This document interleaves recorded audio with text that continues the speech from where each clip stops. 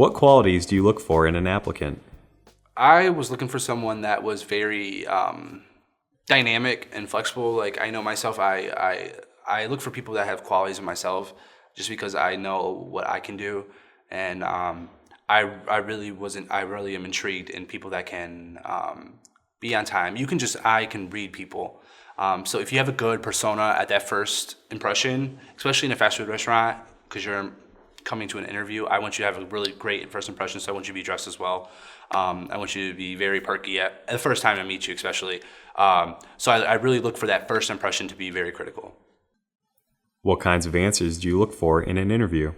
I like answers that are, depending on the question, but I like answers that are very punctual, very straightforward, and also kind of risky at the same time, but not too risky, because you have to show that you can adapt in different environments.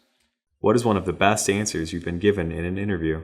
I told the interviewee to tell me a little about yourself. They actually reversed the question on me and said, why don't you tell me a little bit about yourself? You're interviewing me. I would like to know more about you. So back to the riskiness, I really like that this person actually reversed it back to me. So that it was definitely a risk. Good thing I reacted good to it, but that was actually probably the best answer I've ever received. How can an applicant tell if the interview went well?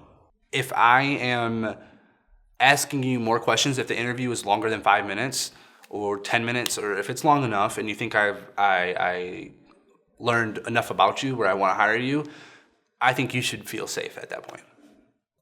What should an applicant do to prepare for the interview?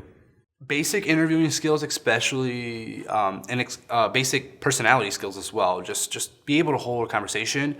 I understand people are nervous. Fast food's a lot of people's first job. But just be personable. What should an applicant do after leaving the interview? I actually like follow-ups.